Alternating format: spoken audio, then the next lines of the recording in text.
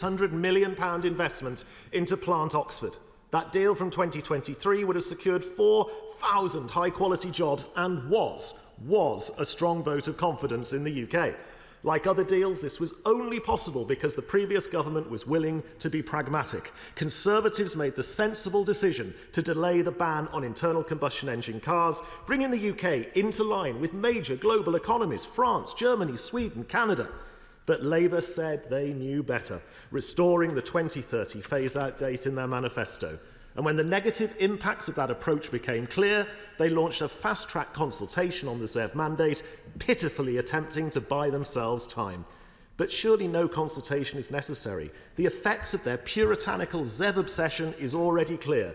JLR say the ZEV mandate is causing severe disruption to the market. Vauxhall confirmed it would shut down its Luton factory, citing the ZEV mandate, making the plant less economically viable. And now the future of Plant Oxford, the home of the Mini since 1959, is uncertain. Labour's reckless policies have shattered industry confidence, with consumer demand for EVs dropping off a cliff, with numbers only just about sustained by subsidised fleet sales. So will the Minister do the right thing? Stop hiding behind consultations and acknowledge their ideological approach to net zero will only lead to economic disaster for our automotive sector and consumers alike. Thank you, Mr. Speaker. It's hard to know where to start, really. The puritanical ZEV obsession was, as the honourable gentleman knows, a Conservative policy from the last government. The only changes that were made to that policy under the last Prime Minister was to dampen demand by changing the deadline, but hampering manufacturers by not changing any of the flexibilities or pragmatism in how the policy operated. It was the worst of both worlds. Labour, by contrast, and this government, by contrast, is acting with pragmatism. We are ensuring that we are listening to industry. We are ensuring that we get this right. We are working at pace to do that, but we are also creating the conditions in which the automotive industry can thrive. That doesn't just mean delivering the economic stability and political stability that was so lacking under the previous government. It also means delivering an industrial strategy that delivers growth, including the automotive industry. It means investing £2 billion in the budget for automotive transition. It means investing in R&D. It means supporting our industries and talking to them and understanding the global climate. It was really clear in the statement that BMW made that there were macroeconomic, global and commercial reasons why the decision to delay has been made. But BMW are also clear that they are still committed to this investment in the UK. I have talked to my friend, the Right Honourable Member for Oxford East, who is liaising closely with workers and unions there, as you would expect, and we will continue to work in the right. We will continue to work to make sure we have the right economic and political climate to make sure these industries can grow. Thank you, Mr. Speaker. Can the Minister update the House on the progress on the industrial strategy and the automotive industry in particular, and how the paper will support our places like supply chains like Dudley and across the West Midlands? Minister. I thank my honourable friend for that question. The industrial strategy we are working at pace on delivering that in the spring. There are 150,000 good jobs in the automotive industry, and we want to see those jobs grow. We have identified 8 growth sectors that the industrial strategy will turbocharge, and advanced manufacturing is one of those, which of course includes the auto industry. We have the £2 billion investment that was committed at the last budget to underpin that. Also in the industrial strategy, we are working at what are any barriers to growth that we can identify that we can make sure the sector grows over the years to come. The industrial strategy will be that 5-10 year, give the stability that we need over the long term, but also look at the policy levers that are in our control to make sure businesses continue to want to invest in the UK. And indeed, PwC have just ranked the UK as the 2nd best place in the world to invest. So I think the future is positive. Liberal Democrat spokesperson Clive Jones. Thank you very much, Mr. Speaker. This is yet another failure of the government's main aim to get Britain growing again. Zero-emission vehicles are too expensive and appear too hard to manufacture in the UK, forcing us into an unfortunate reality where we are reliant on Elon Musk for our supply of EVs, funneling money into his already very deep pockets, rather than promoting a productive domestic market with good jobs. We need to show ambition and make it easier for ordinary families to buy EVs. What measures will the government take to support and encourage consumer demand for electric vehicles? The Honourable Gentleman talks about our policies in this government to grow the economy. We held an international investment summit a few months ago where £63 billion of investment was announced. £2 billion, as I've already mentioned, in the budget announced for the automotive industry. Interest rates have been cut 3 times, wages are up, more than 70,000 jobs have been secured in the UK since this government came to power. The IMF and the OECD predict that the UK will be Europe's fastest growing economy over the next few years, and our industrial strategy, which was scrapped under the last government, will be the backbone to ensure we deliver growth. He asked what we are doing. I've already set out the stability, investment and reform that we are bringing to the sector to make sure it can thrive. We have hundreds of thousands of people who rely on the automotive industry, who work within it or within its supply chains. These are good, well-paid jobs, and we are absolutely determined to make sure the sector grows. Antonia. Thank you, Mr. Speaker. The Minister has set out how we delivered £2 billion worth of support for the automotive sector at the budget, both for the manufacturing and for the crucial supply chains in places like my Black Country constituency, as well as in Oxford. Is she able at this point to set out any further details about how this money is going to be used to support our brilliant manufacturing? Can I thank my honourable gentleman, my honourable friend, for her question and for her support for the industry, which is so important. We have, through the £2 billion funding and through the Automotive Transformation Fund, through the Exceptional Regional Growth Fund and through the Advanced Propulsion Centre R&D Fund, a lot of innovative ways in which we are supporting industry. I was really pleased to see just in January Jatco, who make transmissions for Nissan, announcing that they will be putting the first manufacturing plant in Europe here in the UK, converting an old hospital building. That's a £50 million investment. It's going to be at the International Advanced Manufacturing Park in Sunderland. These are the kinds of opportunities that we want to create and deliver. Sir Gavin Williamson. Thank you, Mr. Speaker. Jaguar Land Rover, which has its engine manufacturing centre based in Staffordshire, is a vital employer, not just for Staffordshire, but right across the West Midlands. That plant is pioneering the development of electric vehicles for JLR. What additional support and flexibility is the government going to show to make sure great British brands continue to prosper in the West Midlands?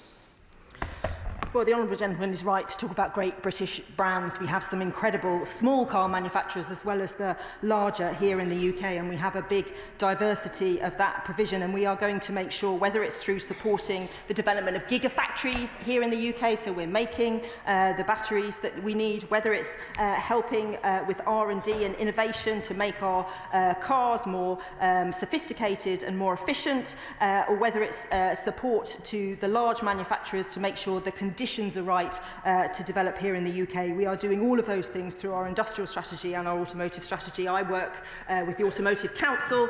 We met just a couple of weeks ago talking about the vibrant future that we see in the UK for automotive, and I'm always happy to talk to JLR, as I have done several times, about their plans. Foreign Minister. Whereas, Mr. Speaker, now I know the Shadow Minister struggles with the dynamics of the automotive industry. 50% of new vehicle sales for the last 20 years have been fleet and business sales. But does the Minister agree with me that the decision taken today is a commercial decision based around the structure of BMW's dealer network, as opposed to an obsession with petrol and diesel vehicles? My honourable friend is absolutely right that this is a commercial decision and we are talking, as you would expect, to BMW. My officials were with them in Munich a couple of weeks ago, and then speaking to them a couple of weeks, I've met with the UK MD several times, as you would expect. And we are talking to them to support those commercial decisions that they need to make. They made clear that there were macroeconomic, global and commercial reasons why this delay has been announced. It's not uncommon for these delays to be there, and I know that BMW remains committed to this investment in the UK. Miller. Thank you, Mr. Speaker. There are more than 300 employees at the BMW plant in Oxford who live in my constituency of Bicester and Woodstock. This morning I met with plant conveners from the Unite Union to discuss the impact that the uncertainty at the plant is having on these workers and their families. So can the Minister outline for the House exactly how the new industrial strategy will help the plant be more competitive in the face of severe competition from other BMW plants in the EU, US and China? So the honourable gentleman is right to highlight the concern that I suspect employees feel. They have known about this change since last year, but there's 3,500 people who work in that Oxford plant and many more who work either in Rolls-Royce, which is owned by BMW, or in other parts in the UK. There are a number of issues that we are looking at through the industrial strategy that we will use the £2 billion for, and we will use the powers that we have.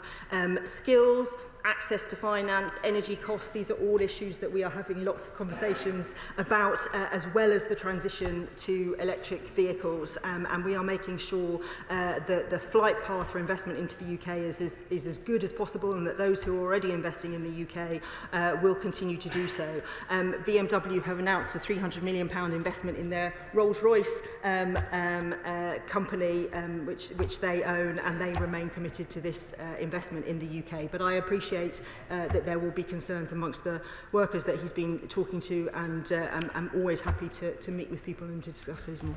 Mr. Cumall. Thanks, Mr. Speaker. Tata's Lamworn in my constituency produces world-class automotive steel. So in acknowledging the importance of the automotive sector, as the Minister has, can the Minister also acknowledge the importance of having a strong steel industry and steel plants like Lamworn making steel for EVs and making it at the heart of the forthcoming industrial strategy, which the party opposite never had?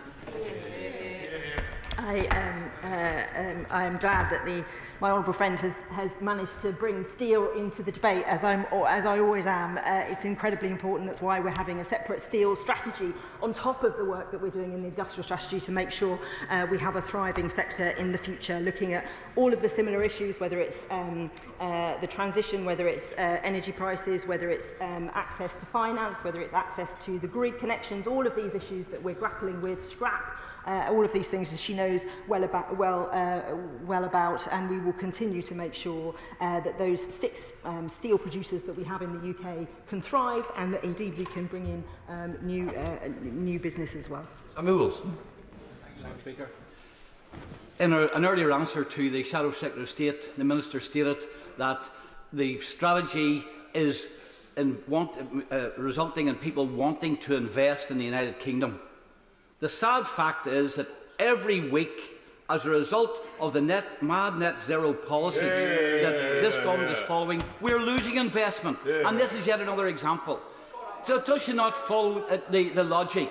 If you punish people for producing the cars that people don't want, then you're going to find that, of course, they'll cut back production, they'll cut back jobs, consumers won't get what they want, and economic growth is going to be affected.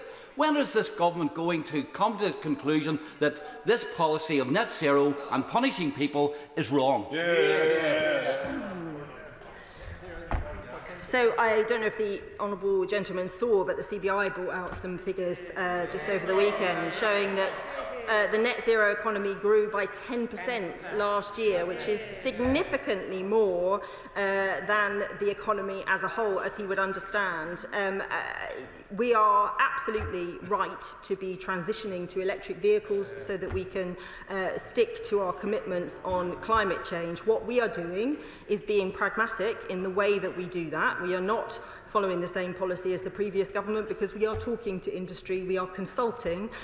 We will be bringing bring out in due course the results of that consultation about how the flexibilities are working within that transition and whether we need to change them in any way. Richard Tice. Thank you, Mr. Speaker. Well, the British car industry was thriving until the Conservative Party introduced net stupid zero. And now we've got another car plant at risk, another business struggling, losing hundreds of millions of pounds, and hundreds more British jobs at risk. Will the Minister agree with me that actually the automotive industry in the UK will continue to decline until we scrap net zero?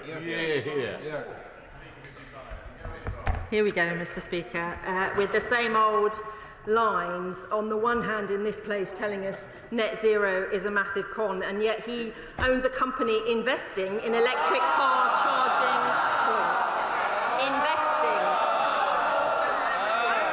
I rest my case, Mr. Speaker. That well-known BMW plant in Strangford, Jim Shannon. Thank you, Mr. Speaker. Can I thank the Minister? It's often the Minister has a real interest in the subject matter that she has ministerial responsibility for. So I want to put it on record my thanks to the Honourable Lady. I know when I've had meetings about other things in Northern Ireland, the Minister has been anxious to help me and support me, and I appreciate that. Minister, the decision not to go ahead with the EV production is disappointing, to say the least, yet it does perhaps maybe indicate a wider issue that we are facing in the manufacturing industry due to rising costs. So what can the Minister do to help companies to be more attractive to investment with lower energy costs, and assurances that government is in support of ensuring that British jobs are not sent to China, and that those firms who choose to relocate jobs will understand that no future aid or help will be forthcoming? Thank you so much. Can I thank the honourable gentleman for his kind words and for his question. I should be clear, just so the House is really clear, the decision has not been made to not go ahead. This is a delay and a change in timing. It's not that BMW are committed to go ahead with this investment. At the moment, their e-Mini is being produced in China. This investment will bring it to here in the UK. Now, there is lots that must be done in terms of energy prices, as the honourable gentleman says. If you're building a gigafactory, you get a significant reduction in your energy prices, but I know that the manufacturing sector more widely are talking to us virtually every day about these kinds of issues, and through the industrial strategy and the reforms that we want to bring in, and through spending that £2 billion that we had in the budget, we hope to deliver a thriving automotive industry well into the future. Right, that completes the urgent question. Let the front bench change over.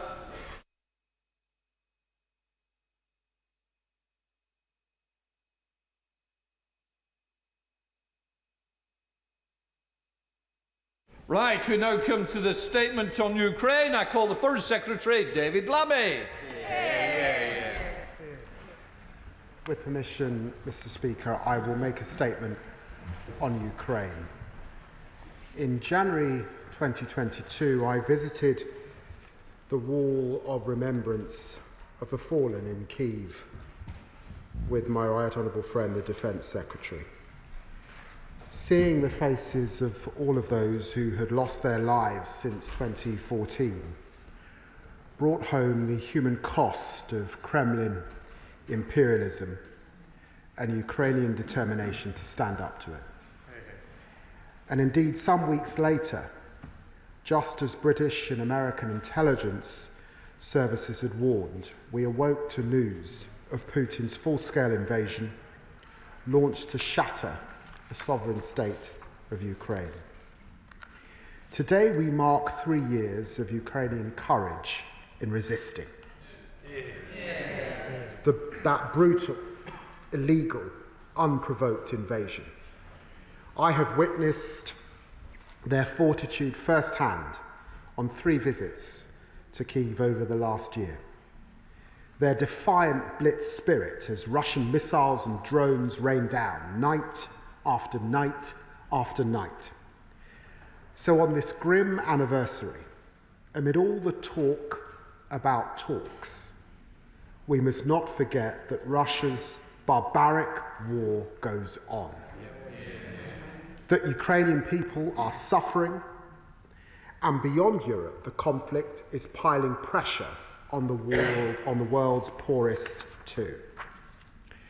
Mr. Speaker, this debate takes place against the backdrop of intense diplomatic efforts responding, of course, to President Trump's call to bring this war to a swift end. At the G20 in South Africa last week, I listened to Sergei Lavrov. Once again, he shamelessly played the victim, rehashing the same old lies. And I will say to this House what I said in response. If Russia is serious about a lasting peace that respects Ukraine's sovereignty, Ukraine's independence, and the United Nations Charter, guarantees Ukraine's security against future aggression, rejects imperialism, then Britain will listen. No one wants this more than Ukraine. And at the Munich Security Conference, I underlined that Ukraine must be at the heart of any talks about Ukraine's future. And I said the West must learn from our history. Vladimir Putin and his war is no historical aberration. He draws on a Tsarist tradition, the imperialism and authoritarianism of Peter the Great or Nicholas I, and a Soviet tradition. He is, after all, a KGB agent who operates by deception. It was an American diplomat, Mr. Speaker, George Kennan, who warned in 1947 of a deep continuity in Kremlin thinking. It's referred to as the long telegram. He argued that they would only respond to strength, and that was the basis for the policy of containment, a part of which Britain contributed tens of thousands of troops to the British Army of the Rhine. It was this strength, not paper promises, which deterred Moscow from further advances west. Today, let us look at the Kremlin's recent record. The Helsinki Final Act of 1975, betrayed. The Budapest Memorandum of 1994, betrayed. The NATO-Russian Founding Act of 1997, betrayed. The Minsk Agreement of 2014 and 2015, betrayed. This is foreign policy by lies. And we must respond by being true to ourselves and provide the support Ukraine needs to stay strong. Because that is what is needed to secure a lasting peace and to shape our collective security so that Putin never invades again. The UK has a unique role in helping to shape and make this happen. My right honourable friend, the Prime Minister, was in Paris last week talking to our European allies about how we step up support for Ukraine, accelerate work on security guarantees, and take more responsibility for the security of our continent. And in Munich, I spoke to Vice President Vance and Secretary of State Rubio. While in Brussels, my right honourable friend, the Defence Secretary, chaired the Ukraine's Defence Contact Group, where US Defence Secretary Pete Hegseth confirmed that, like us, the US wants to see a sovereign, prosperous Ukraine. Europe must shoulder its share of the burden. With the United States and their unique capabilities, we can deter Putin from attacking Ukraine again, from escalating hybrid Russian attacks in Europe into some form of direct confrontation. So this week, the Prime Minister and I will be travelling to Washington, D.C. to meet President Trump. Ukraine needs friends and allies on both sides of the Atlantic working together to achieve peace through strength. Both President Trump and President Zelensky have spoken of their desire to achieve this. And the Prime Minister will reaffirm to Zelensky in a call today that this is Britain's goal as well.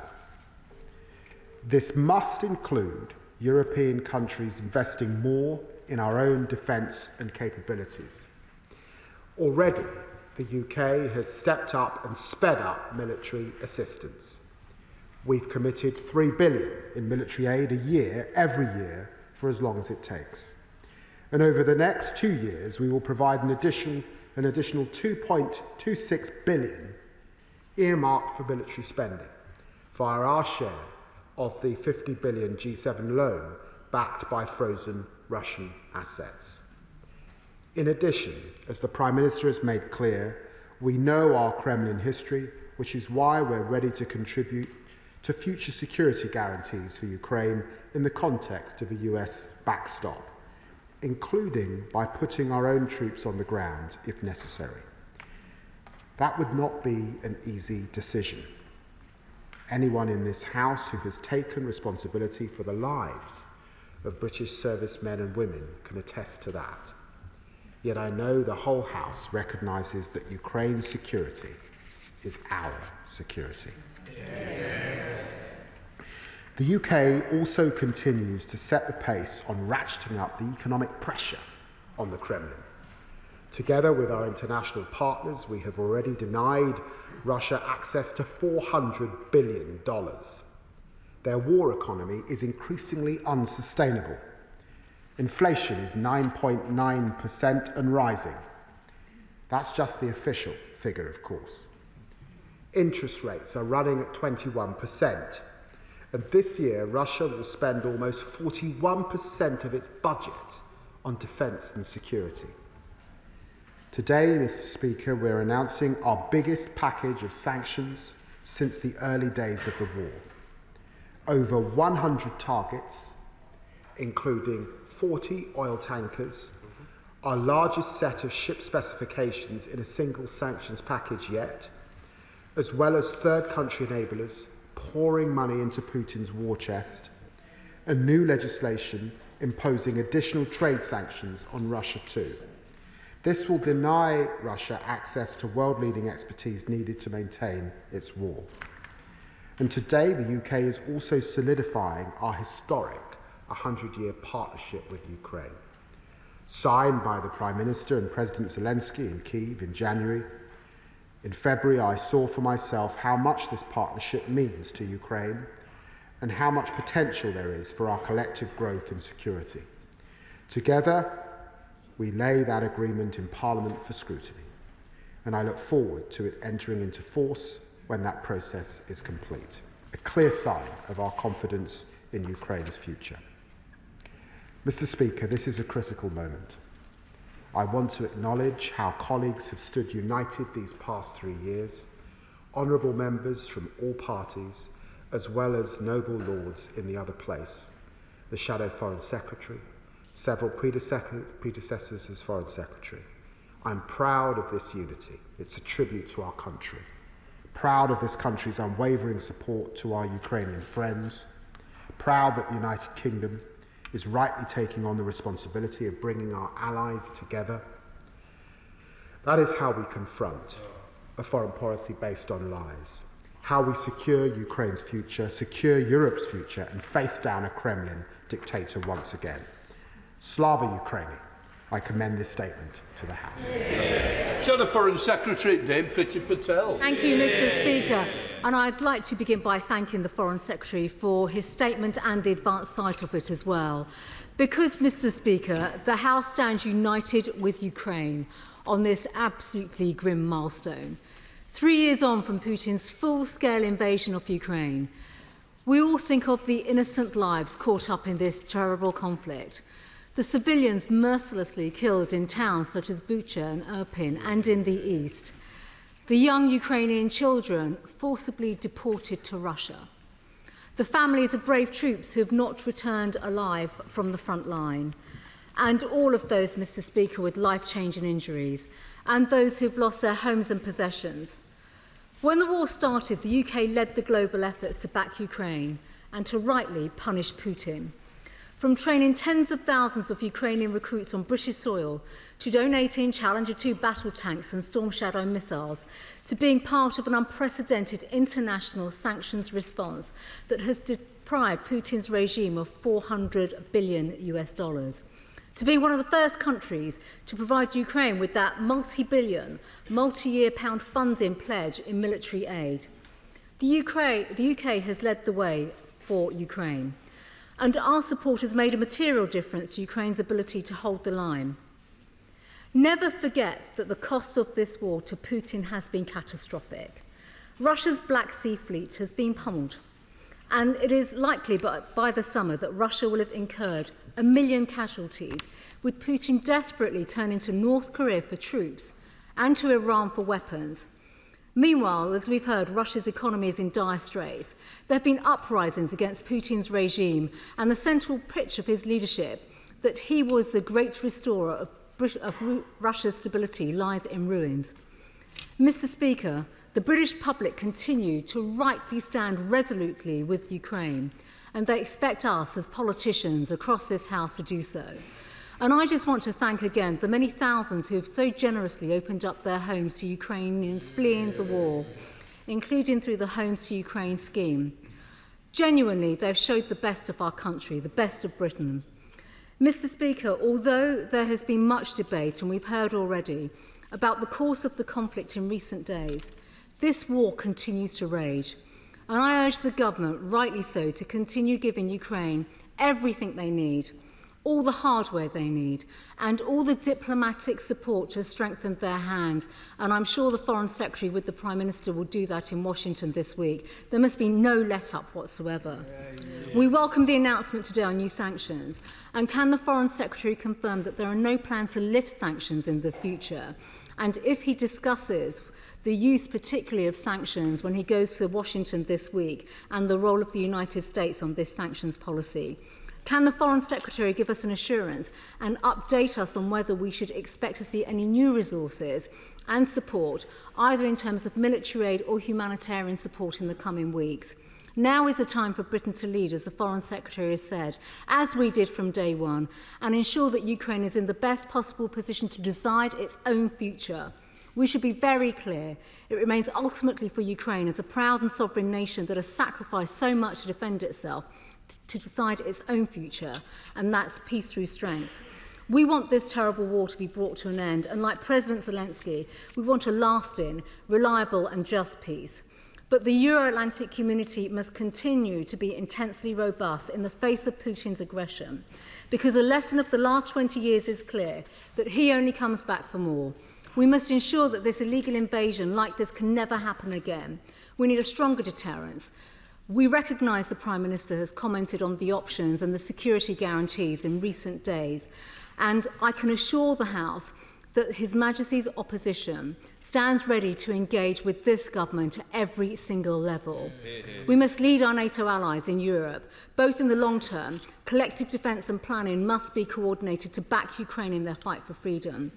There is already, as the government will know, a fully funded plan to get to 2.5% of GDP on defence by 2030 from the previous government. And I would strongly urge this government to at least look at a minimum plan to match that commitment, and we will work with them in terms of how that is delivered, to set a new benchmark for other NATO countries to follow, and to fire up everything that we can on defence production. The US also knows that the UK has an influential role in NATO, and I'm sure the Foreign Secretary will be discussing that this week. I would also just like to say that in light of this target for 2.5%, it's not a goal in itself, it's an important step on that journey to increase the strength of our defence spending. And given the threats our nation faces, I would urge the government, and in fact the Foreign Secretary, because this is within his purview and his department, to review and repurpose some of the 0.5% currently spent on ODA to further our national defence and safety and security. Finally, the moral and economic case for mobilising sovereign assets of Russia to support Ukraine is very clear. The Foreign Secretary has spoken about this already. I would urge the government to do more. Mr. Speaker, we stand united as one house. Slava Ukraine. Foreign Secretary. Well, Mr. Speaker, I'm very grateful to the Right Honourable Lady for the unity she demonstrated once again in this chamber on this subject. And I can confirm to her that, of course, all hardware and military support, all diplomatic support, all humanitarian support continues, and we continue to discuss these issues with our European partners, particularly at meetings at the Munich Security Conference and subsequently, and will continue to do that to ensure that we put Ukraine in the strongest possible position. She rightly mentions the British casualties over these last few years, and there have been 17 British nationals who have served as members of the armed forces of Ukraine who've been killed in action, and we remember them on this day. She also rightly mentions Ukraine and the solidarity that we continue to show with Ukraine. We continue to discuss sanctions, of course, with our European partners, and just as we have announced a sanction package today, the EU, following their meeting of the Foreign Affairs Council, have announced a sanctions package too. This is all to bear down on Putin's war machine. Can I confirm to her that we are continuing also to support Ukraine with an medical aid package for their men and women on the front line? I'm very grateful to the Defence Secretary for making further funds available in relation to that. And she rightly comments on defence spending. We're grateful for the unity that the official opposition is demonstrating on this issue. As we have said, it is very, very clear to all that Europe must pay a bigger part of the burden. In capitals right across the continent, leaders are considering these issues, and we have said we will come forward with our plan shortly, and we will. And of course, in this context, NATO, and we've seen this from the Secretary-General, have been very clear from both the burden sharing and the burden shifting environment that we are now in. Thank you very much, Mr. Speaker.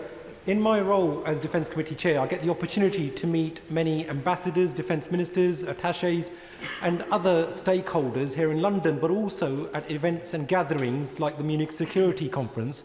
And there is considerable consternation and anxiety about whether, amongst them, about whether long-established and hard-earned alliances, rather than a short-term transactional approach, can still be relied upon. And given the reduced American presence, and as we mark the 3rd anniversary of Putin's illegal invasion of Ukraine, full-scale illegal invasion of Ukraine, people are looking for leadership. And I feel that this is our time as a nation to take that lead on defence and security matters in our continent. Does my right honourable friend, the Foreign Secretary, agree that it can be our Prime Minister who takes that lead in our continent while pulling together our transatlantic NATO and other allies in the process? I'm very grateful to the Honourable Gentleman for his question.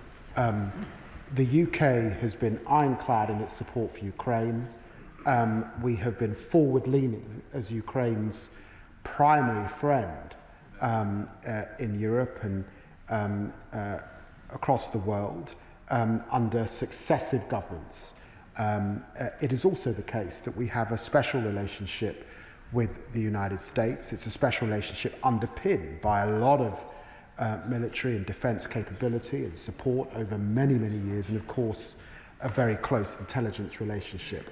All of this we bring to bear in ensuring, of course, that we get a resolution to this terrible conflict, but the resolution that means that we have an enduring peace where Ukraine is at the centre of those discussions, and he should be absolutely sure that the UK intends to play its part, and it's why we will meet with Donald Trump this week, but also the Prime Minister has been at the centre of much shuttle diplomacy over this last period.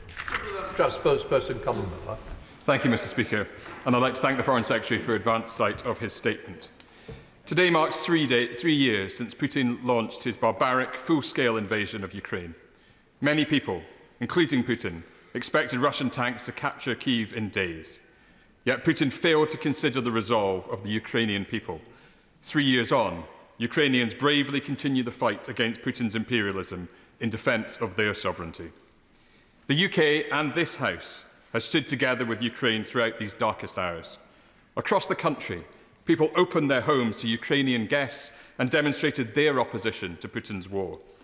We must continue to support Ukrainians living in the UK, including by providing urgent clarity on what permanent options to remain the government will introduce for them. The past week has, however, exposed the fragility of the West's support for Ukraine. In parroting the Kremlin's false claims that Ukraine started this war and that President Zelensky is a dictator, President Trump has shown that the US can't be trusted to support Ukraine's defence. That is why the UK, working with our continental allies, must step up to lead in Europe. This must include the UK committing to spend 2.5% of GDP on defence as soon as possible, and all parties working together to build a consensus on reaching 3%. The Liberal Democrats support the government's suggestion that British troops could join a reassurance mission in Ukraine if a just settlement is reached. This would depend on parliamentary approval for such military deployment. We also support the government's announcement today of new sanctions targeting Russian kleptocrats.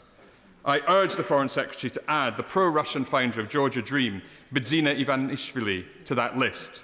The government should also now move to seize the frozen Russian assets totalling £40 billion across the UK and Europe and channel these funds into Ukraine's defence.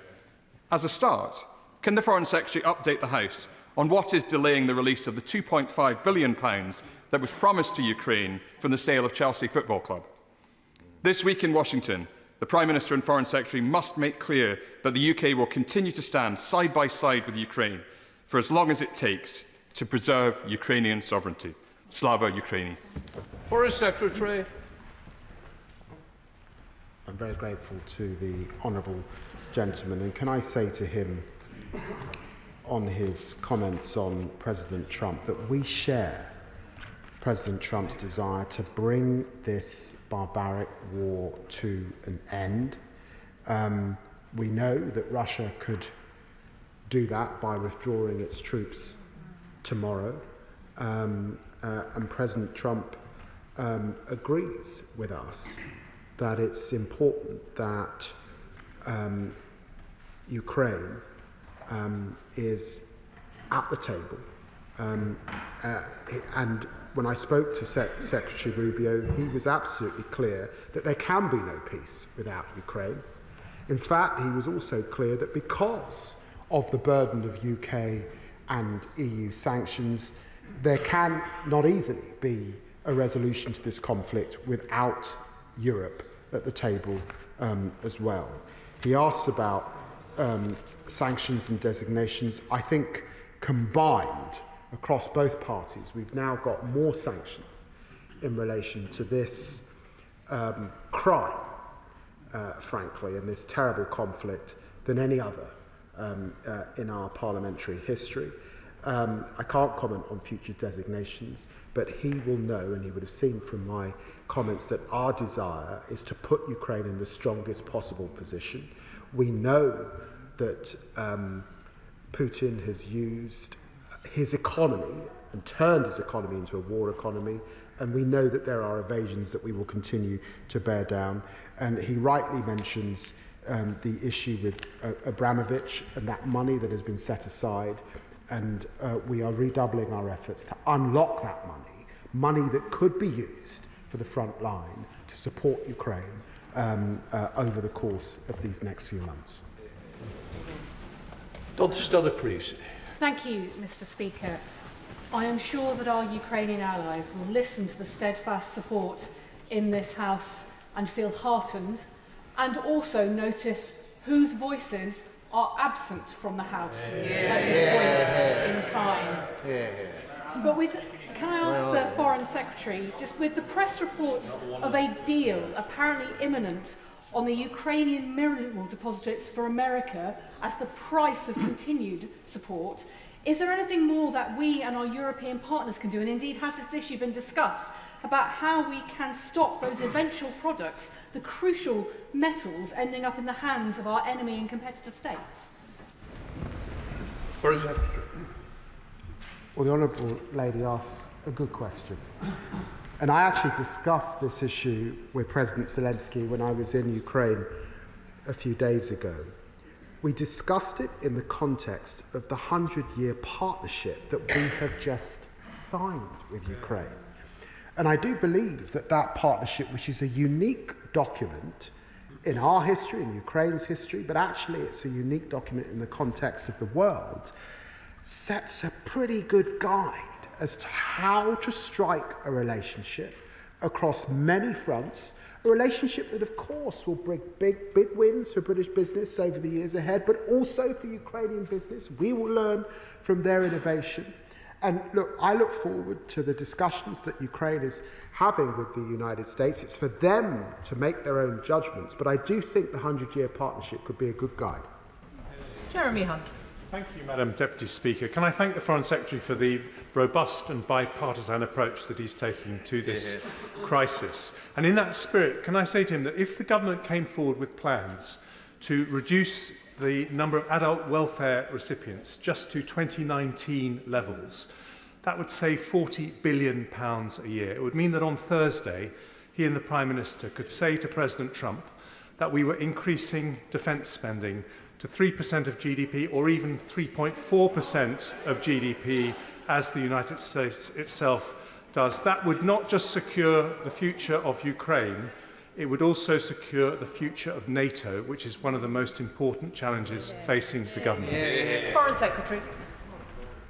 I recognise that the Right Honourable Gentleman brings tremendous experience to these matters, and he's put those views on the record and in the detailed conversations that, of course, go on across government. I'm sure that the Chancellor of the Exchequer will be looking very closely at them. Debbie Abraham. Thank you, Madam Deputy Speaker. It's clear that the rules-based order established after the Second World War is under extreme threat from oppressors and bullies who think that they can just take what they want. And I'm not just talking about Putin. Why does my right honourable friend think that previous sanctions, and we did have a raft of sanctions brought in 2022, failed to curb Russia? And what more do we need to do to organisations who use different measures to circumvent them? Secretary. Well, the Right Honourable Lady refers to the rules-based order. It was an order that was set up not just for its own sake, but because of the tremendous bloodshed and loss of life, including many men and women in our own country who lost their lives across Europe and, of course, in the United States and allies. It served us well, and we have to ensure that we continue to protect it. And she rightly refers to the invasion that we've seen with the Russian shadow fleet, and it's part of the discussions that I have to have with certain states who facilitate this. And it's why also she will see, in the announcement I've made, more efforts to target dual-use technology that is finding its way out of countries like China and being used against Ukrainian men and women in that country. James Cleverly. Thank you, Madam Deputy Speaker. We need to recognise that the environment in which we operate has changed fundamentally, and therefore our response must change fundamentally. And I very much echo my right honourable friend's calls to increase defence spending now, because we have to send a message to our friends and foes alike that we take defence seriously.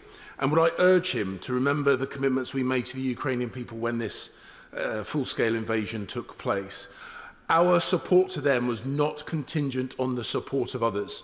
It was absolute, and we should make good on that commitment, because we said things which encouraged the Ukrainians to put their sons and daughters in harm's way.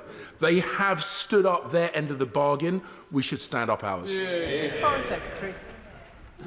Well, the Honourable Gentleman is right. We have been Ukraine's foremost friend. We will continue to do that. We have a key role to play because of our special relationship with the United States. And we understand here in Europe that, yes, we want this war to end, but we want an enduring peace. And we've got a long memory in relation to the Soviet Union and Tsarist history, and that guides us on how we secure that peace. Paul Wall. Thank you, Madam Deputy Speaker. This weekend I joined Rochdale's Ukrainian community, a proud, long-standing Ukrainian community, to mark the 3rd anniversary of Putin's illegal war, and also to remember all those who've lost their lives to Russian aggression. Our own father, Ben Likikovich, is today joining the PM in Downing Street. Does my right honourable friend agree with me that President Zelensky is a democrat, not a dictator, and the Ukrainian people can never again have their fate decided by other countries carving up their land, as has happened far too often in the past? Foreign Secretary. I'm very grateful. You know, I've met President Zelensky 6 or 7 times over this last period, and he has always struck me as the most courageous and brave of individuals, leading his people to self-determination. And that is something that I think we recognise right across the United Kingdom, and so we stand with him. Mike Martin. Speaker, I was at the Munich Security Conference, and at Munich it became clear to me when talking with our European allies that they no longer fully trust the Article 5 security guarantee. Put simply, they don't trust the Americans. Conversations naturally turned to what collective defence looks like in Europe without the Americans. And last night, Chancellor-elect Merz said that conversations are happening at the highest levels on precisely this. Will the Foreign Secretary comment on whether the UK is included in these conversations and what the content of them is? Foreign Secretary. Well, can I just say to the honourable gentleman, NATO has stood the test of time as the greatest modern-day alliance we've ever seen, and is strengthened further with Sweden and Finland joining NATO in this last period. And of course there is a debate in Europe. There is a debate about burden sharing. There is a debate about burden shifting. And there are some who think there's a debate about burden dumping. But it's a great alliance, and we work across that alliance, and successive US presidents, right back to Roosevelt, Obama, and of course President Trump, have rightly said that Europe have to do more, and that is now what we have to do. Derek Twigg. Thank you, Madam Speaker. It has been mentioned about spending and GDP, and I think it's very clear from recent events that we cannot wait to 2030 to get to 2.5% of GDP. In fact, we should be exceeding that. But my question is this to the Foreign Secretary. In the lead-up to any negotiations, it's absolutely essential that we ensure that Ukraine is in its strongest possible position, and that includes militarily. Therefore, it's absolutely essential as well that we speed up help and support as quickly as possible. And with that in mind, I understand that the Ukrainian defence industrial base has capacity to increase their weapons and equipment production. Therefore, can we do more to get funding to their defence industrial base to ensure they can produce more equipment and weapons, whereas being stuck at the point we have a problem in terms of our industrial base not being able to gear up that quickly? Foreign Secretary. Well, my honourable friend asked an excellent question about Ukraine's industrial base, and just to give an example of this, drone technology is improving at pace around the world, and the country leading that technology is Ukraine. We have much to learn. We've laid the 100-year partnership. That capacity and capability is part of that partnership, which he will be pleased about. But he's absolutely right. We can't wait. We've got to act now.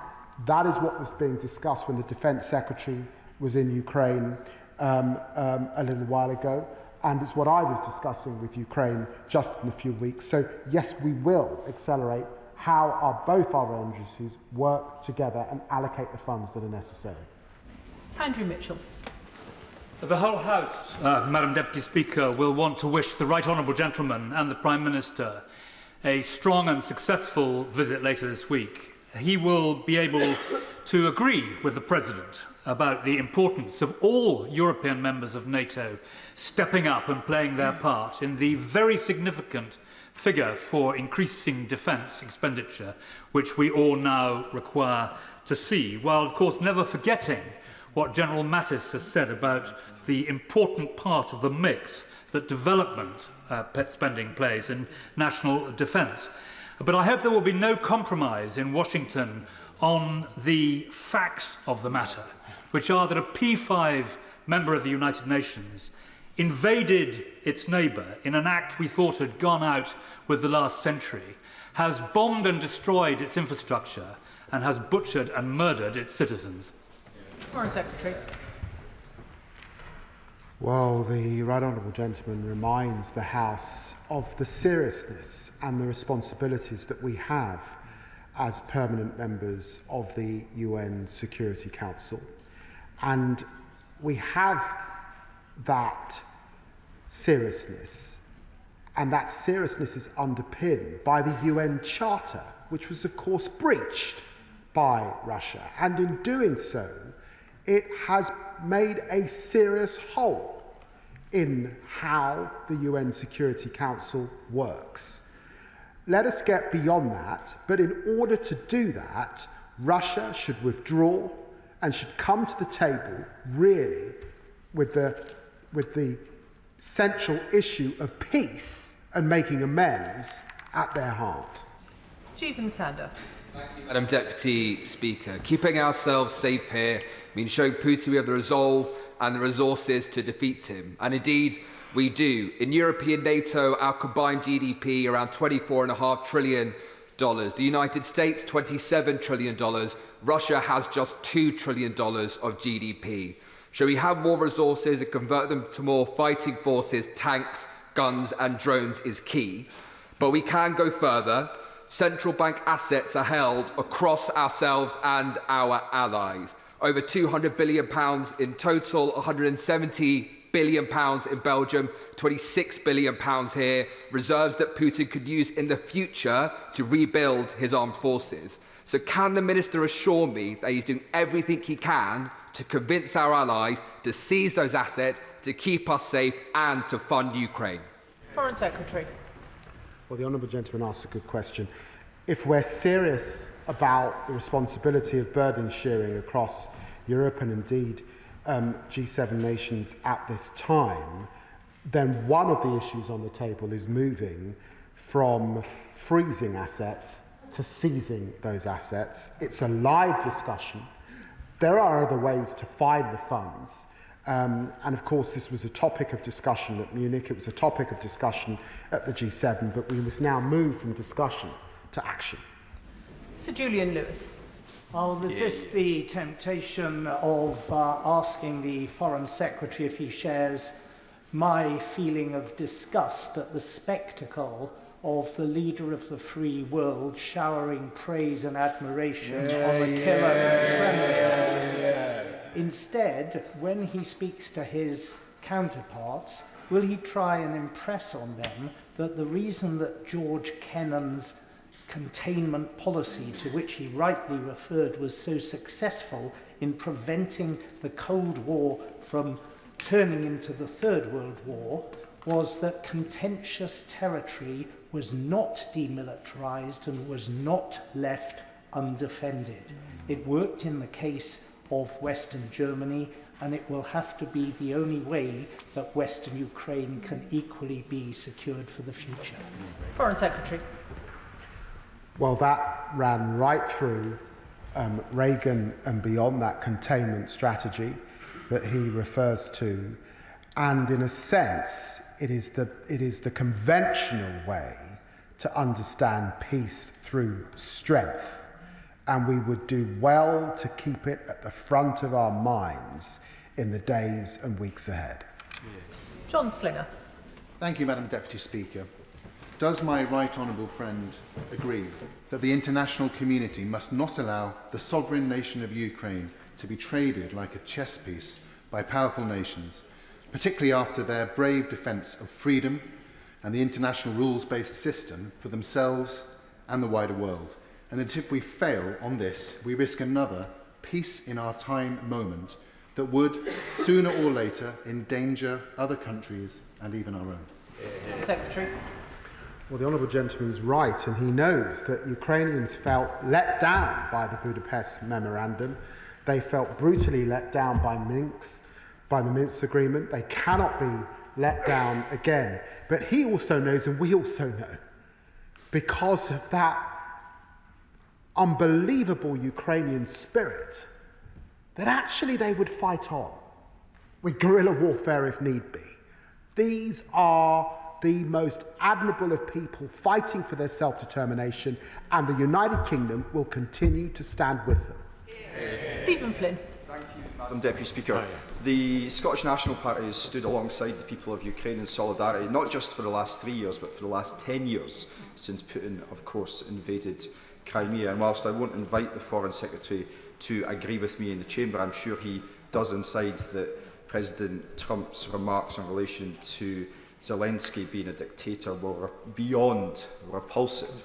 But surely what we all must know is that there is no deal that can be made with Vladimir Putin that he will not break. Does the Foreign Secretary not agree? Foreign Secretary. Well, the honourable gentleman has a point. Russia and Putin have been clear on the terms. And the terms that they want for peace have often included the removal of 14 members of the 32 NATO members. That's unacceptable. We've seen Finland and Sweden join more recently, and their preconditions for talks have been that that Ukraine should effectively give up the territory that they are now in. Such demands, it seems to me, show an utter contempt for Ukrainian territorial integrity. They're not serious about discussions until they reconsider the criteria that we heard once again from Lavrov last week. Tulip Siddiq.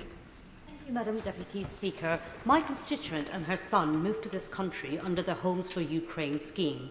My constituent has a very stable job here, and her son is doing A-levels at the best maths school in London. My constituent is very worried that her 18-month visa extension will expire in the middle of her son's A-level exams. So could I ask the Foreign Secretary, what conversations is his department having with the Home Office to ensure that young Ukrainians who moved here through no fault of their own do not disrupt their education and can build a life for themselves? Foreign Secretary. Well, I'm very grateful to the Honourable Lady, and it puts on record the tremendous support the British people have given to Ukrainian refugees. And it allows me to say that there is still a war, there is still need for those people to seek sanctuary in our country. It's my assessment that Putin is not showing a serious willingness to negotiate, and it may be that negotiations go on for some time. So I'd want to reassure her constituent, but of course we're in close dialogue with my friend, the Home Secretary. Sir Roger Gale. Thank you, Madam Deputy Speaker. Some of us are old enough to remember Hungary in 1956. Some of us are old enough to remember Czechoslovakia in 1968. None of us, Madam Deputy Speaker, want to see Ukraine sacrificed on the same altar of expediency. So when the Foreign Secretary and the Prime Minister go to Washington, they will know that they carry with them the good wishes of almost all of this House. Ukraine is not for sale, can never be for sale, and this is not a transaction. The United Kingdom will stand with Ukraine for as long as it takes. Foreign Secretary. Well, I'm very grateful to the Honourable Gentleman for reminding us of history, and he will know that in the 20th century, to the east, it was only the Russo-Japanese War that stopped Russia's imperial ambitions. To the south, it was the Crimean War. And of course, to the west, it was that containment strategy to which I referred, and of course, NATO. This is the history that is our best advisor as we approach the matter of peace. Mark Siewerts. Thank you, Madam Deputy Speaker. I start by commending the people of Ukraine for resisting the murderous dictator Vladimir Putin for as long as they have. They are heroes. Almost every member of this House knows that if we fold in our support of Ukraine now, if we give Russia what it wants now, then Vladimir Putin will only come back for more. Our national security is at stake. Does the Foreign Secretary agree that it is in everyone's interests, Britain's, Europe's, and America's, to ensure that any potential peace deal includes Ukraine at the table? Foreign Secretary. Nothing about Ukraine without Ukraine.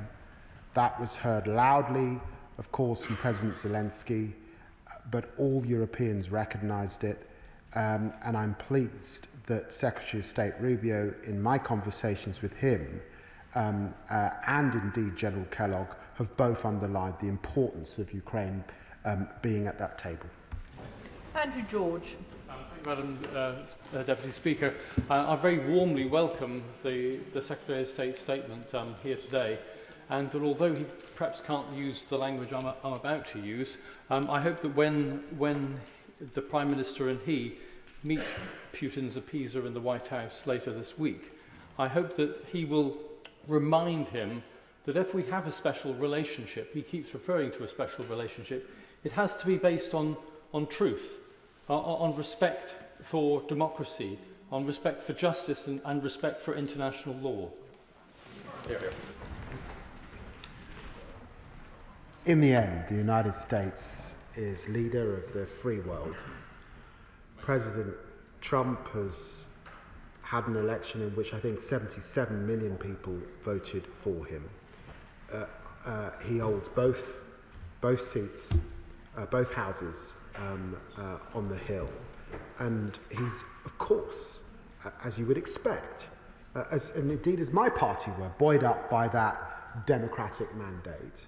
And of course we will have the conversations with him over the coming days on a range of issues. And friends agree and can sometimes disagree. But I think it's definitely the case that we support his desire for bringing this horrendous war to an end. And we will now play our part in Europe to ensure that we raise defence spending, that Europe steps up to the burden sharing that is necessary, because President Trump's analysis also of the huge problems in the Indo-Pacific are correct, and we must recognise that successive US presidents have been clear about their responsibilities in relation to the Indo-Pacific. Tim Rocker. Thank you, Madam Deputy Speaker. Despite the astonishing 10 days that we've had, and I think we should be under no illusions that they have been astonishing, there has been reassurance to be found in the steadfast commitment of the government to Ukraine and the leadership that it has been showing. The Foreign Secretary alluded earlier to Vladimir Putin's penchant for lying. He lied about the invasion, he lied about Ukraine's territorial integrity, he lied about the rules of war, and he has, of course, abducted thousands of Ukrainian children. Does my right honourable friend agree with me that not only should Ukraine be at the centre of the negotiations, but that we should be clear-eyed about the character of the man we are dealing with? Foreign Secretary.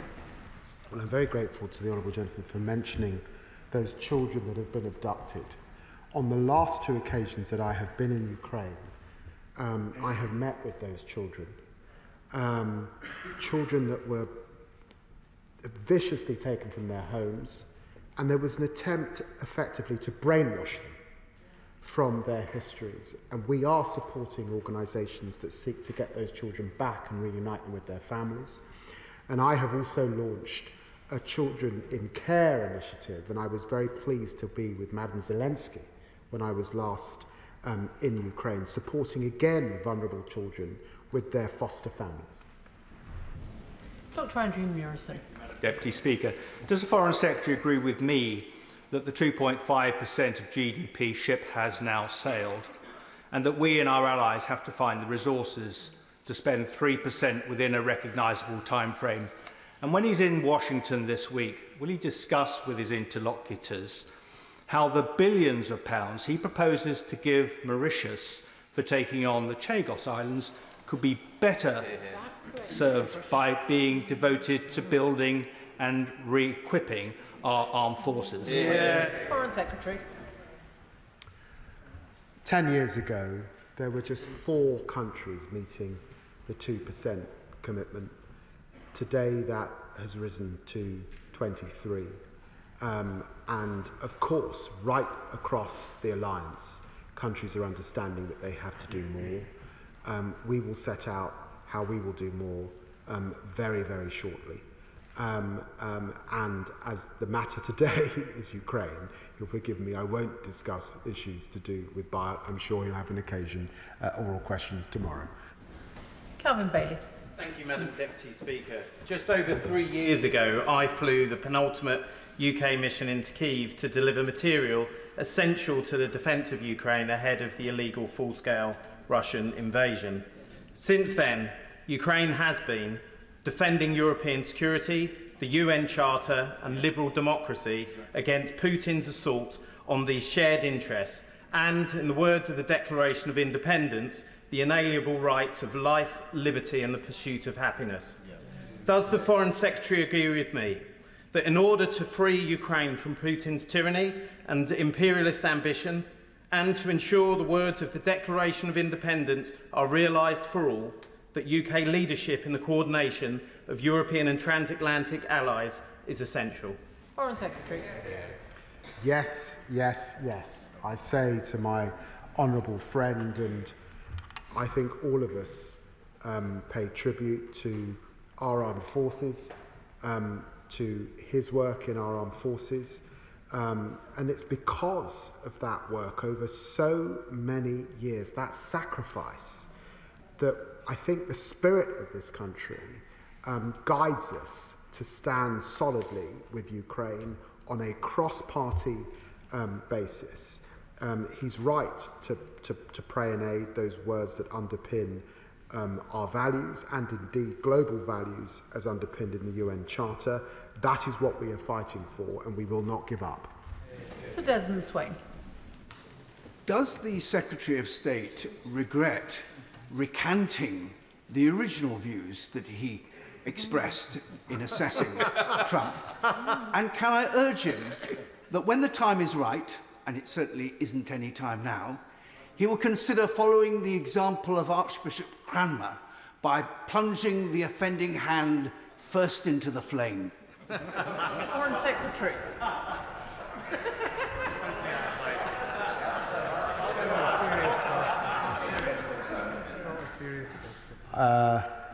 This is a serious debate and a serious discussion, and you know, I've said in a sense that's old news. There's so much news before us, and there's so much history to be forged. It requires diplomacy, it requires friendship, and it requires us understanding who the real threats are. And those real threats are those autocracies in the world that could do tremendous damage over the coming years, and I've always recognised that. Frank McNally. Thank you very much, Madam Deputy Speaker. As has been replicated across the country, people in Coatbridge and Bellsill have opened their doors to those forced from their homes due to Putin's illegal attack, and public authorities have stepped up also.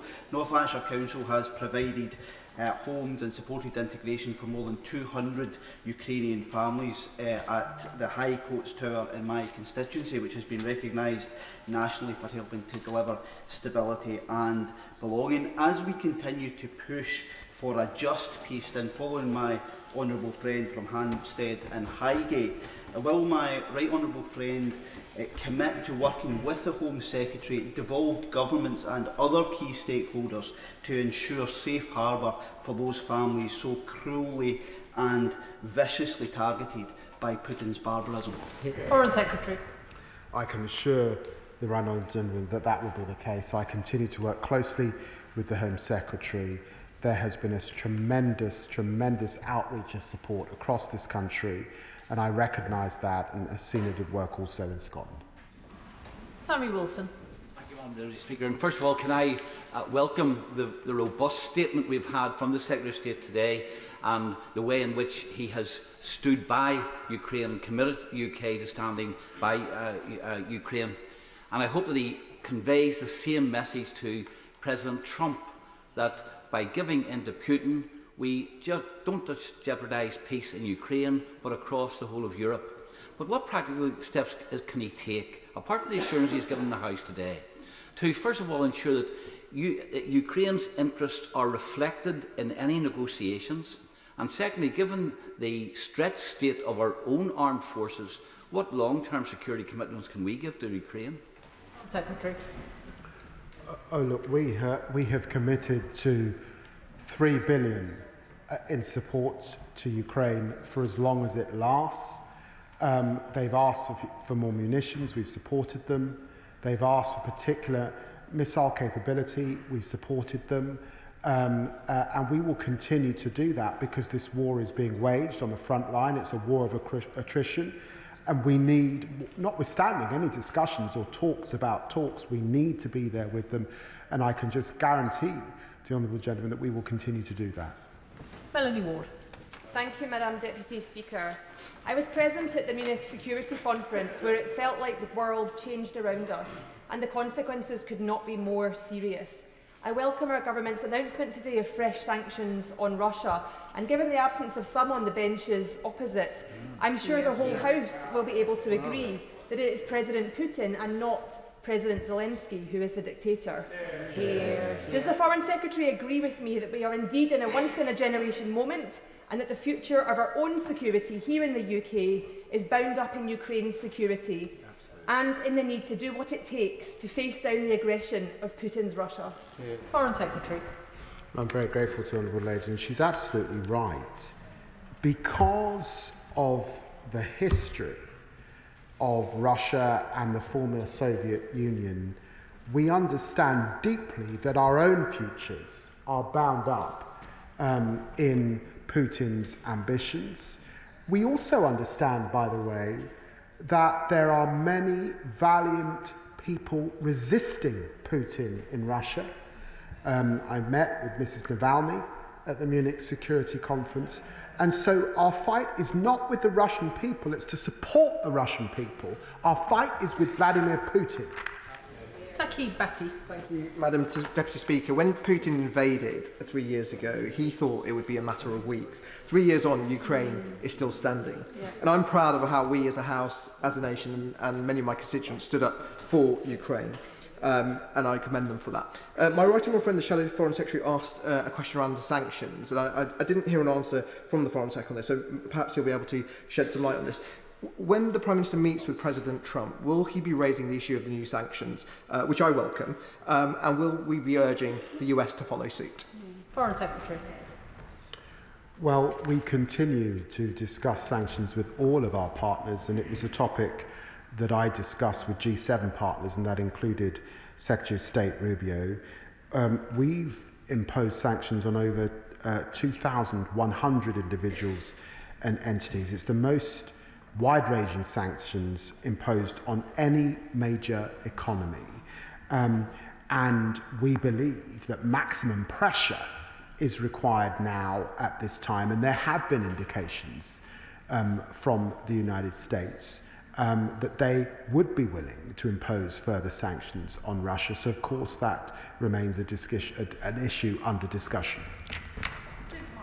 Thank you, Madam Deputy Speaker. Can I welcome the important statement from the Foreign Secretary today, and indeed the comments from the Shadow Foreign Secretary, for this entire House should be united in our support for Ukraine. And as others have said, it is rather a shame that there is one party that has not shown up to this important statement.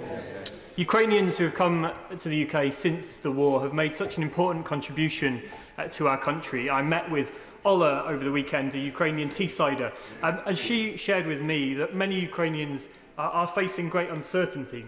One of the reasons for that is because they are unable to access work and study because of the lack of Ukrainian GCSE. I wonder if the Foreign Secretary can discuss with DFE this issue to ensure that Ukrainians are able to access study and work.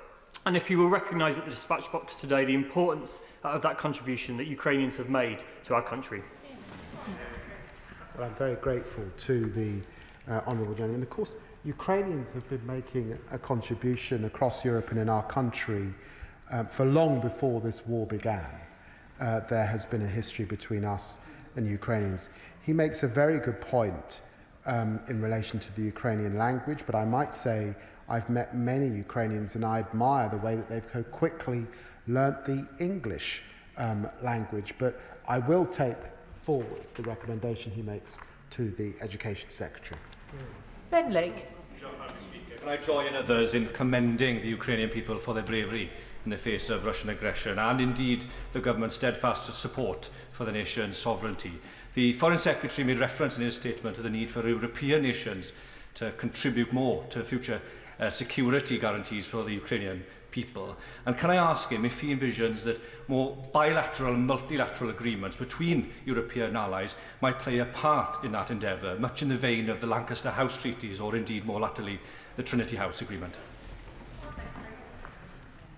Well, he's right. As the UK, we have sought to forge strong relationships with key partners across Europe. We look forward, once the new government is formed in Germany, to signing a new treaty with our German friends, to updating Lancaster House. So he's right that bilaterally this is very important. I believe that NATO is the central underpinning of European security, but we do need to work together across Europe to increase our industrial defence capability, and we do need to find more funds to increase our defence spending right across the European family, and that is something that I think you'll hear more about in the coming weeks and months. Jonathan Brash. Thank you, Madam Deputy Speaker. The Foreign Secretary was absolutely right to say that if Russia is serious about a lasting peace, that it must respect Ukraine's sovereignty. But given that they have shown absolutely no signs of doing so, will he reiterate that we will stand shoulder to shoulder with Ukraine no matter what, and further reiterate, even for the members who have not chosen to be with us here today, that this country does not appease fascists, it opposes them? The honourable gentleman is absolutely right, and that is why, since February 2022, the United Kingdom's total military, economic and humanitarian support for Ukraine amounts to 12.8 billion. That is our commitment to Ukraine so far, and that commitment will continue. Monica Harding. Thank you, Madam Deputy Speaker. I am very proud that in my constituency of Eastern Walton, over 600 Ukrainians have been hosted through the Homes for Ukraine programme. And 3 years on, my constituents stand with the Ukraine. They know that Ukraine has protected Europe's front line for 3 years. They know that if Ukraine's fight is one that affects us all, and if Ukraine loses, Europe loses, and they know that Ukrainians are fighting for the values of our forebears, the British values of democracy and freedom. And so will the Foreign Secretary commit to stand by Ukraine, steadfast, even when others do not, and will he ensure that he points out in his meetings in Washington tomorrow the folly and the danger of the US administration's new approach to Russia? Well, I'm very grateful to the honourable lady, and let me just say that the UK, of course, supports the US-led efforts to get a lasting peace in Ukraine that deters Russia from future aggression and ensures that Ukraine is at the table as we negotiate that peace. That is the issue that we will be discussing with President Trump, just as President Macron is discussing that issue today. I'm quite sure that our assessment that Putin isn't ready, really, to negotiate on proper terms stand, but I admire the efforts to bring that about, and of course the US plays a central role in achieving that. Kevin Bonavere. Thank you, Madam Deputy Speaker. Today, we pay tribute to the people of Ukraine fighting not only for their own freedom, but for the freedom of all Europe. The Foreign Secretary said we must learn from history.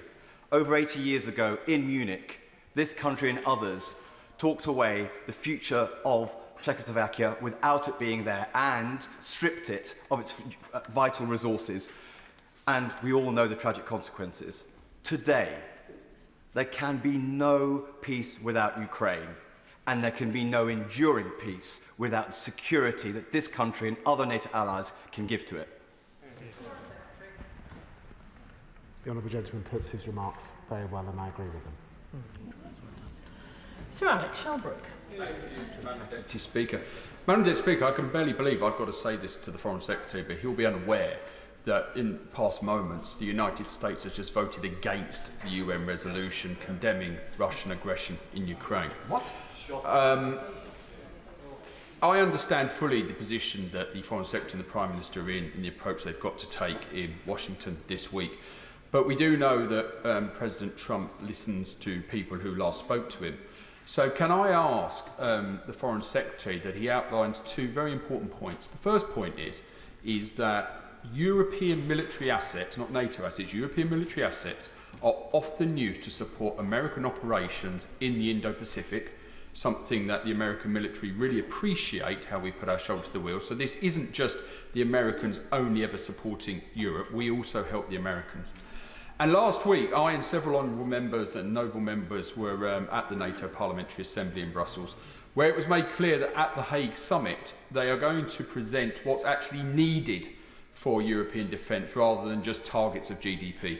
So may I also say to the Foreign Secretary to advise the Prime Minister that it will be important that he takes a position with the President of the United States to say if those demands do add up to more than 2.53% of GDP, that our country will set itself on a path within the time targets to achieve those. Can I just remind members that if we're going to get everybody in, shorter questions would be very helpful, and shortish answers, please. Foreign Secretary.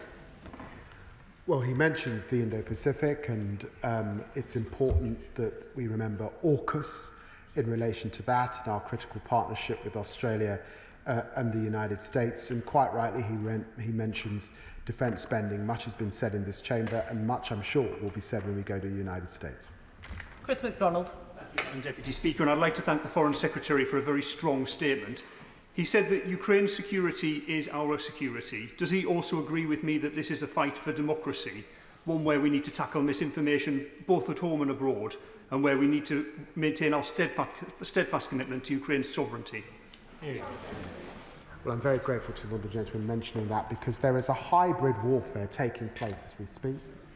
Countries like Moldova at the forefront of it, with sabotage and attacks constantly on their infrastructure, on their internet services, a hybrid warfare, and of course it's taking place against our own country. So he's absolutely right.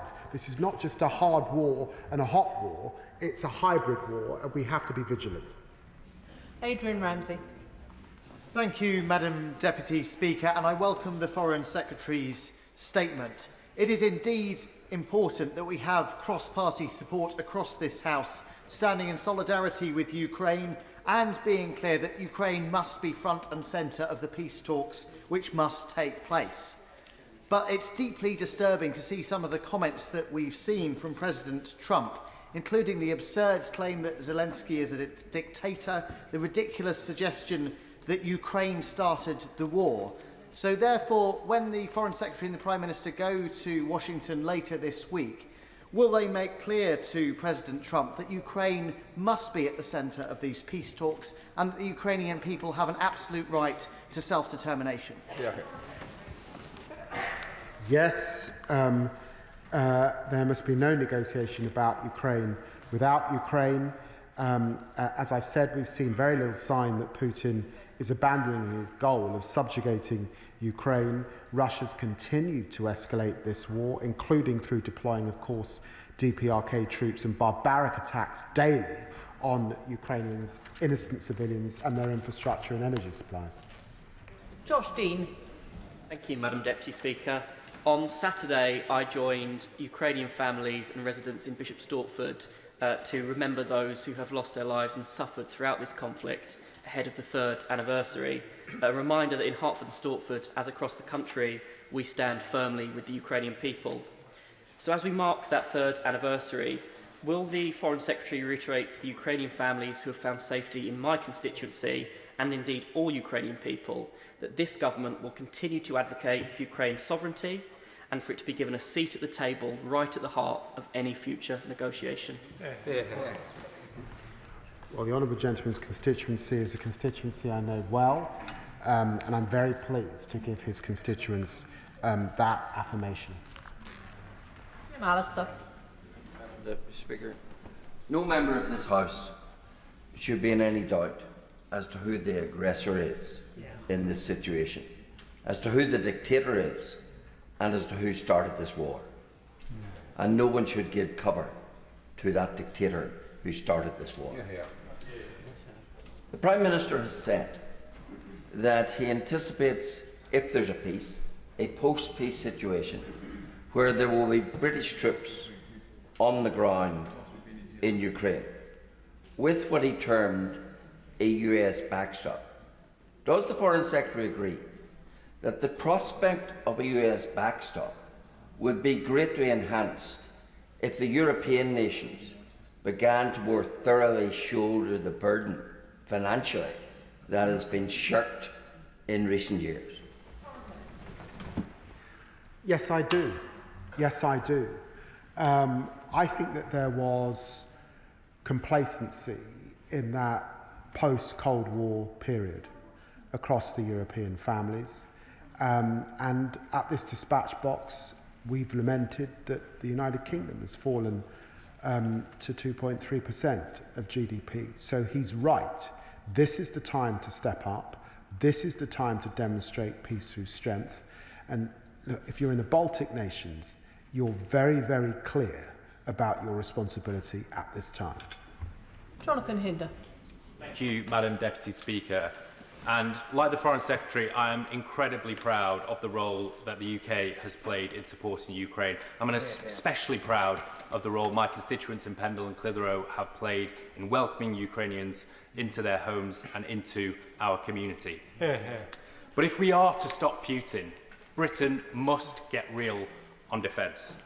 Does the Foreign Secretary agree with me that we must now urgently rearm well beyond the existing 2.5% target, and so that with our European allies we can protect our precious democracies? Well, as I said, we'll set out defence spending, further defence spending shortly. Claire Young. Thank you, Madam Deputy Speaker. Those NATO countries bordering Russia are understandably stepping up their defences without waiting for others to take action. So can the Foreign Secretary update the House on what discussions he has had with those countries? Well, I met with the Polish Foreign Minister at the Munich Security Conference and Baltic colleagues to discuss these very same issues. And she's absolutely right. Those countries have been aware of the threat for some time. And it allows me to say that when we talk about security guarantees in relation to Ukraine, of course, it's also important to recognise NATO's eastern flank. And many of those countries would have to know that they are supported on efforts to give US security guarantees. And that's why the US backstop is so important. Colin Eastwood. Last week, along with other members of this House, I met with Ukrainian parliamentarians at the OSCE in Vienna. The opposition MPs from Ukraine made it very clear from their perspective that they do not support Donald Trump's call for an election in Ukraine while they're defending against Russian aggression. Will the Foreign Secretary, in his conversations with the US administration this week, make it very clear there's only one dictator in this conflict, and his name is Vladimir Putin? Yes, of course. Chris Law. Thank you, Madam Deputy Speaker. On the third anniversary of Putin's brutal and full-scale invasion of Ukraine, I welcome the United Nations just passed a resolution condemning Russian aggression in Ukraine. However, in the last 15 minutes, and it will shock this House, it was opposed by Russia and the United States. And it's quoted in the press, this is an appeasement by Trump. It's a direct stab in the back. Will the Foreign Secretary condemn what's happened just now in the United Nations with the United States joining Russia in not standing up for the resolution condemning Russian aggression in Ukraine? Well, we're proud to have co-sponsored the General Assembly resolution proposed by Ukraine in support of a just and lasting peace in Ukraine in line with the UN Charter. The UN proposed it, voted for it, and we will stand forever with Ukraine. Andrew Lewin. Thank you, Madam Deputy Speaker. Yesterday, Ukrainians in Welling Hatfield came together in sombre recognition of the 3rd anniversary of the Russian invasion. I want to pay tribute to them for their bravery, resilience, and how they are going about rebuilding their lives as valued members of our community. But, Madam Deputy Speaker, I also said to them that in this House I would speak the truth and stand up for those people as best I could. And would the Foreign Secretary agree with me that we need to say loud and clear from this dispatch box that there was one person who was an aggressor, there was one person who is responsible for the death and destruction, and there is emphatically one person who started this war, and his name is Vladimir Putin. Absolutely. The honourable gentleman's absolutely right. And you know, when I was in Kyiv, very close to President Zelensky's office, there is an apartment block that was blown up in a few weeks ago, and a couple lying in their bed asleep were killed. That is the awfulness of this war. And of course, he will also recall that when the Prime Minister visited, Putin also sought to fire missiles into Ukraine. It's a brutality that is grim and unbelievable, and of course we must continue to stand up to it. Wendy Chamberlain.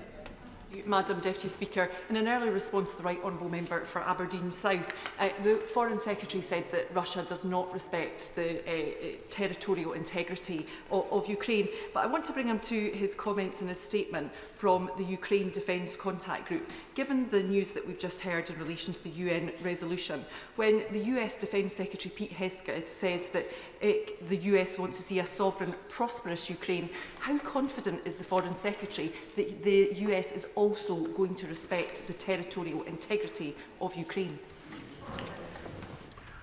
I'm very pleased that the US is attempting to bring this horrendous war to an end. That does require conversations with Russia. I think they're hard conversations, and I'm not sure the Russians are ready to properly negotiate, but I admire the attempt to try. And it's important that Ukraine is at the table. It's important that Europe steps up with the burden sharing and increases its defence. And those are the issues that we'll be discussing with President Trump in the coming days. Paul Davis. Thank you, Madam Deputy Speaker.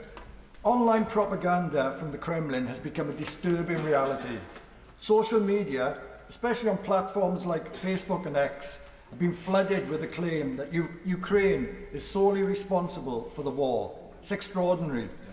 May I ask the Secretary of State what measures are being taken to combat the propaganda being spread by governments that blame the Ukrainian people for the conflict? Well, these are important issues, and I know that they're issues that preoccupy my honourable friends in the Department for Culture, Media and Support, and my honourable friend in the Department for DCIT, and they are looking further at these issues and what more we can do.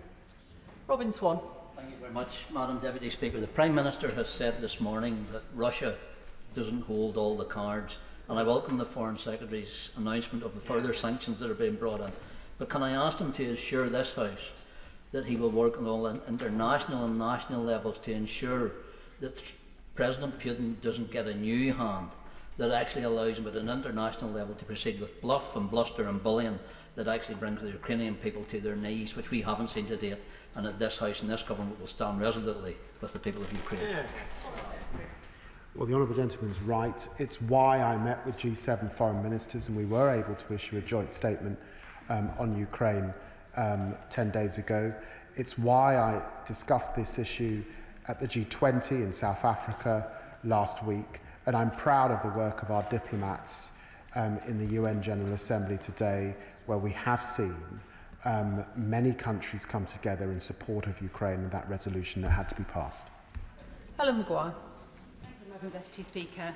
Today of all days, we must remember that over 1 million have been killed or wounded in Ukraine since the illegal invasion. Now, I just came from talking to a group of Ukrainian individuals who support Ukrainian veterans. They welcome the medical expertise that the UK has provided the Ukrainian military hospitals. However, there are also thousands of civilian casualties, and they're asking if the UK can also provide medical expertise in the civilian hospitals. Will the Minister look into whether the UK can provide this support as well? Well, I'm very pleased of the decisions that have been made by myself and the Defence Secretary to support Ukrainian armed forces at this time with medical support. I am happy to look at the issues facing civilians. These are issues that, of course, we discuss in a pan-European context, but she's right to raise these very same issues. Seamus Logan. Madam Deputy Speaker, it is surely right that it cannot be left to those who have obviously no real care or concern for Europe's well-being to have the sole voice in negotiating the future of Ukraine and, by extension, the future of Europe. So will the Foreign Secretary, in his discussions with President Trump, convey that Ukraine must be present at the table when these negotiations are taking place? And will he also convey the disgust of this House that the USA voted along with North Korea and Russia against Ukrainians' resolution at the UN today? Well, we've been really clear. Nothing about Ukraine without Ukraine. Ukraine must have a seat at the table. It is their destiny that is in the mix in any discussions taking place. Jim Shannon. Thank you, Madam Deputy. So can I very much welcome the Secretary of State's strong words, commitment and strength and fortitude that he has shown today. Whilst I will always welcome the end to war, what I am unable to forget is the mass murder of the Ukrainian civilians and prisoners of war by the Russian armed forces during the fight for an occupation of the city of Bucha, three days after the invasion started. Just to remind the House, girls as young as 8 and women as old as 80 were raped. 3 Baptist pastors of churches were murdered. 9 children were murdered under the age of 18. They were all put into a basement, Madam Deputy Speaker, and then they were poured in with petrol and they were burnt alive. So what I want, and what the people that I represent want to see, is ensure that any deal includes accountability for those who committed these dreadful, dreadful war crimes and so many others that are still unknown. Well, I'm very grateful to the honourable gentleman for reminding us of the massacre at Bucha. It was a privilege that I had to visit Bucha and to spend time with the community there, to spend time with families and victims, loved ones. It was an horrendous act. It was a criminal, barbaric, inhumane act. And he's right that we have also in this country led on the issue of justice and accountability, and we will not let that go. Bless you. Can I thank the Foreign Secretary for the statement this afternoon. Members who wish to leave the chamber can do so quickly and quietly.